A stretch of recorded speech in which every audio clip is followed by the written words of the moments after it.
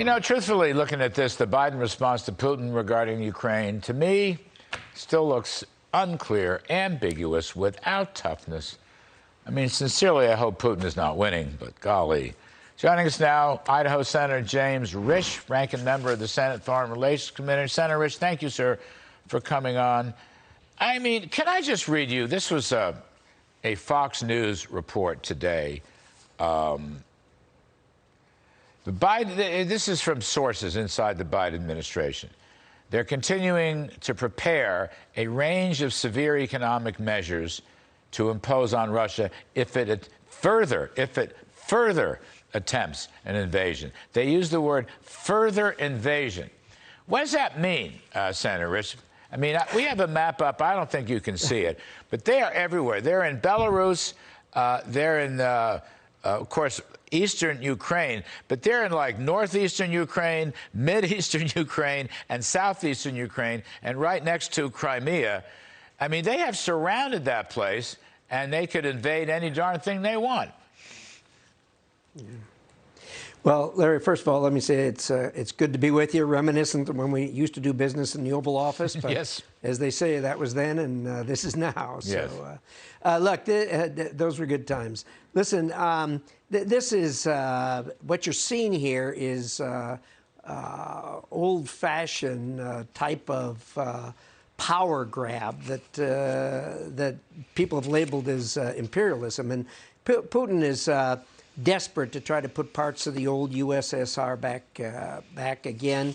He has publicly stated he doesn't recognize the Ukraine as a country. He says it's part of Russia and should be part of Russia. So that's his mindset. He's using this baloney about his security, that NATO forces, if they come into the Ukraine or we allow the Ukraine into NATO, that it would threaten his security. Well, look, he's already got 3 NATO countries, Latvia, Lithuania, on his border right now in Estonia.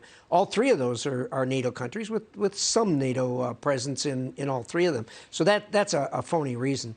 Look, this is not, and I hope he isn't mistaken, to think that this is 2014 when he went into the Crimea. This is a different ballgame today. The world is fired up about this. Europe is much, much more fired up about this than it was. Yeah, there's a handful of weak sisters there, but by and large, we do have a considerable momentum from our NATO allies. So if he makes this mistake, it's going to be, the consequences are going to be serious. There's no question about it. Well, Senator Risch, I just want to, on these points, first of all, I think Germany is on the wrong side because of the energy natural gas story. They rely on Russia. They rely on Russia for their energy. And by the way, a large measure of Europe relies on Russia, too. One of the German former chancellors is on the Nord Stream board. As you know this stuff cold. I'm just saying, we're a little late to this game. The administration keeps saying in the event of a further invasion, well, gee whiz, what are they waiting for? Shouldn't we be acting preemptively rather than flat-footedly and belatedly? Yeah, I'm an advocate for that, and we have made some attempts to do it, but haven't got the numbers. We haven't got the critical mass yet to pass that, but we're getting closer. As far as Germany is concerned, that country is split. There are portions of the population that are dead set against Nord Stream 2 and very much anti-Russian, and then there's others that are on the other side of the coin. So Germany is a difficult one to deal with, and as you know, Germany is also the largest and strongest member of the European countries. So we have to deal with them, but I promise you that if he does invade, and look, it's a parlor game right now in Washington, D.C. It's like trying to guess what the Fed's going to do tomorrow. You can make a list of why and a list of why not, and nobody really knows. In fact, I'm not convinced that the person who's actually going to make the call, who will pull the trigger, actually knows at this point what he's going to do. This foolish attempt he made to try to get us to make concessions, like saying the Ukraine can never be admitted to NATO. Russia can't tell us or the other 29 NATO countries who comes in and who doesn't. The Constitution of the Charter of the NATO itself says who comes in and who doesn't and who makes that choice. And it isn't Russia, particularly since NATO was put together to push back against Russia. You know, one last thing. I'm calling me very skeptical about 8,500 American troops in the NATO coalition. I could be convinced, Senator, but I'm not convinced. But I don't know why we didn't pull the trigger on the Nord Stream sanctions and the international banking sanctions. We know how to do this.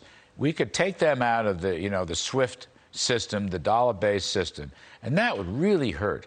8,500 troops aren't going to hurt. Putting tanks into Poland's not going to hurt Putin. But taking him out of the world's banking system, they have nothing anyway outside of energy. Take their gas pipeline away and take their banking away, that'd be a killer. I don't know why we didn't do it 6, 8, 10 weeks ago.